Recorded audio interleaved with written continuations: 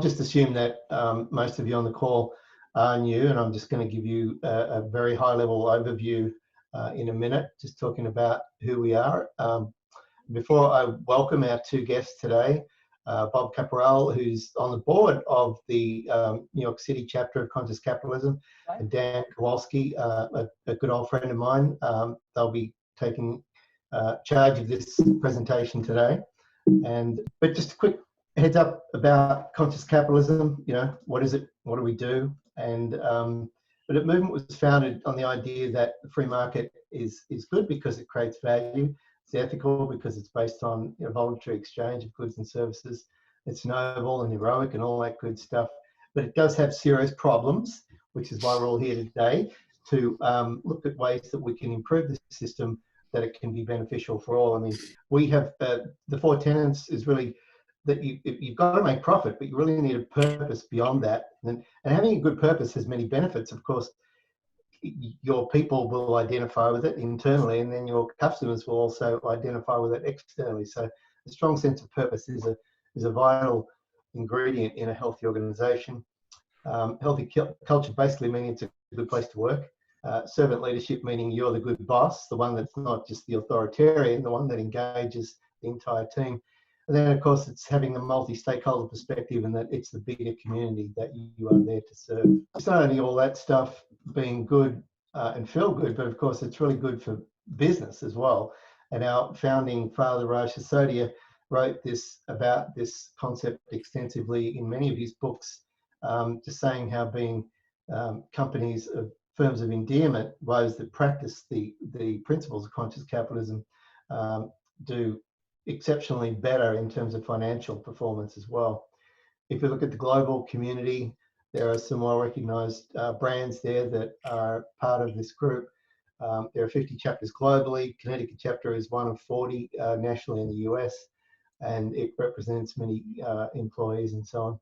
In terms of the local chapter, we were founded in 2016, and really we're growing to a big community of over 1,600 thought leaders and CFOs, some of which are on the call today, and we appreciate that. We've been doing, pre-COVID, we were doing events, town halls, and so on every 6 months, and then doing live events every 1 month. And since then, we've taken the opportunity to really switch it up in terms of building the frequency and the cadence of the events that we're doing. We'd love to hear from you. We are active on social. We'd love you to share your stories and follow us and the like. We've just started a tremendous podcast series called Conscious Capitalism. We're also running a video campaign. We're asking people to tell us what businesses are doing really good work out there, because we want to give them some recognition for that. With that, I might just pass it over to Bob. Thanks, Glenn. I appreciate it. So hi, everyone. So my name is Bob Caporelli, as Glenn said. I am on the board of Conscious Capitalism in New York City. I live in Connecticut, so pretty much right between the two chapters, so try and stay active with both. And I really appreciate the opportunity to talk today to you about this subject that I'm very, very passionate about, which is strategy and strategic planning. So my day job, I am a facilitator. I guess I would call myself a corporate facilitator. So I do training and workshops, mostly for larger corporations. Most of my clients are in the kind of Fortune 500, Fortune 100 size. But I also do training and workshops for medium-sized companies, small businesses, local businesses, and some consulting gigs as well. But all around this idea of helping companies to put together longer-range plans. And one of the things that I really wanted to talk about today, and one of the reasons I wanted to talk today, is because throughout this whole COVID crisis, I've been hearing some cringeworthy narratives about, well, because the unexpected occurred, now we don't have to plan, right? Or this proves that planning goes out the window. It's not necessary. And boy, I just couldn't disagree with that anymore. And I was hoping to kind of step people here through the framework that I use for planning, and maybe use that as a springboard to talk about why I think it is not only so important for companies to do, but why it's even more important now than ever for companies to do. So, so to kick that off, just to kind of get into a little bit of a poll, I wanted to ask the group, I think we have the polling capability here, right? So I wanted to ask the group, how many people here have a formal plan for their business? Just before you guys, I guess, just to make sure, when I mean formal, something that's written down, something that you can communicate to people. How many people have that for their business? Okay, this is great. I love this real-time polling. It looks like it's about 50-50 at this point. Maybe a few people, more people jump in or not, but that's not an abnormal number. It's not a preferred number, by the way, from a guy who does planning for a living, but but it's certainly not an abnormal number. I would say that most of the people that I talk to and poll informally, that's about where it comes out, that about half the people do have long range plans, the other half don't. And the ones that have it, I think most of them see the need for it. They see that it's necessary. The ones that don't have it maybe fall into two categories as well. Sometimes I hear people that don't have plans because they don't feel they need plans. Others don't have plans because they just haven't gotten around to it. They're too busy doing other things, right? And either one of those things, I guess, could be valid answers. But what I want to show here is that the planning process is really not complicated. It's not difficult. And so hopefully we can step through a little bit of that. So I'm going to go ahead and share my screen. So what I wanted to do was talk to you a little bit about what do we mean when we talk about a strategy or putting together a long range plan. And what you should be seeing at this point is the framework that I use to teach strategy to the companies that I work with. Now, this is my framework and my colors and format and so forth, but it's based on, theories that have long been in practice. So this is pretty standard stuff that we're talking about, with a few twists that I'll talk to of my own. But for the most part, it's pretty standard stuff. And the framework that you're seeing here has four main parts to it. The first is the vision. The second piece is what I'll call the analysis piece. The third is the planning piece. And the fourth is the execution piece. And you can see that this is built in layers, and that's on purpose. And it's also built in a circle, and that's on purpose. I'll talk to what each one of those pieces are. Just kind of starting. And so when we talk about a long range plan, we're talking about something that is designed to help you achieve something, right? And that something is hopefully a long range vision. When we're talking about visions, there's a lot of different views of this, a lot of different points of this. Put simply, a vision is really just where you want to be and who you want to be in the future. But I'll add one more thing to that, which is it's really what you want to do for others. Now, a lot of company visions that I see, they'll be what I call motivated visions. It's when companies say, I want to grow, right? I want to have X market share. I want to be number one in my business. I want the amount of profitability. All those things are valid forms of vision, but I don't think they're the most successful form of vision that a company could have. When I work with companies on vision, I try and encourage them to develop what I call inspired visions, which is, how is the company going to help others? How are they going to help their customers? What are they inspired to do for the world?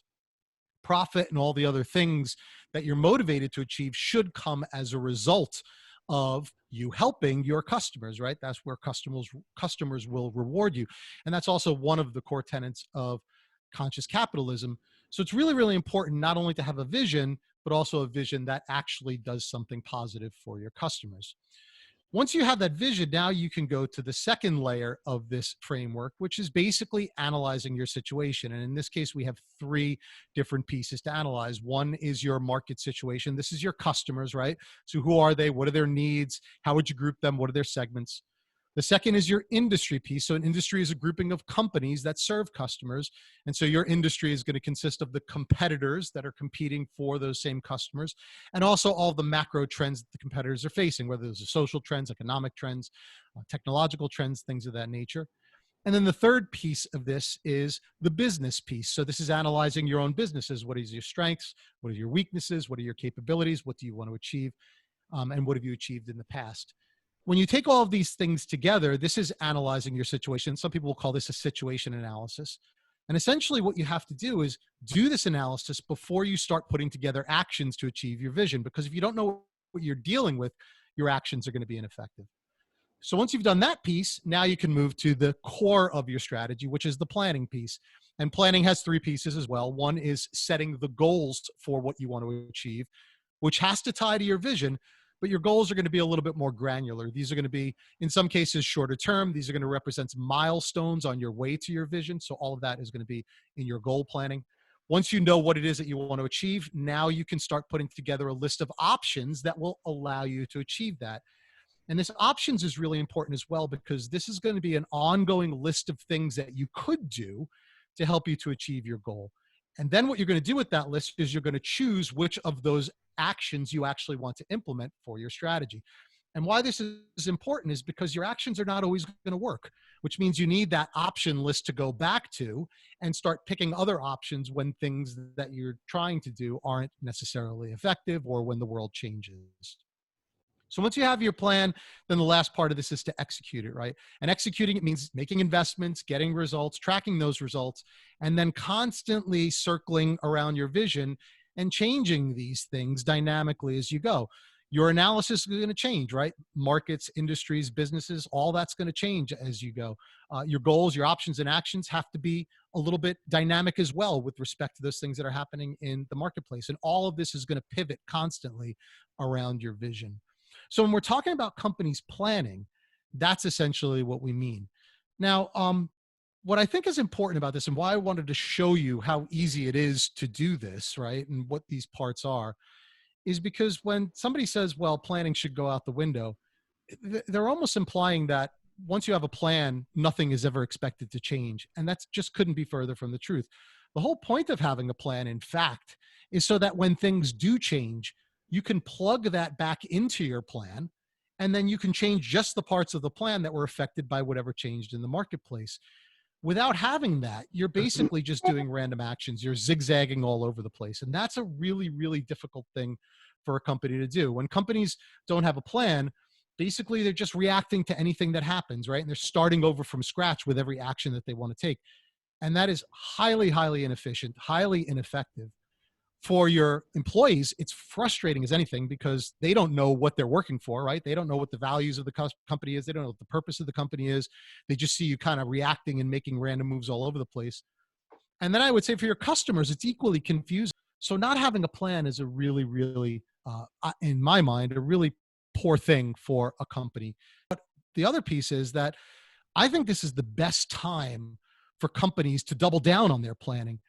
Companies that are actually taking these steps that I just showed you during a time like this are taking the time to think about what the effect of COVID in this case is going to be on the businesses that they serve, the customers they serve, the markets that they serve, the industry.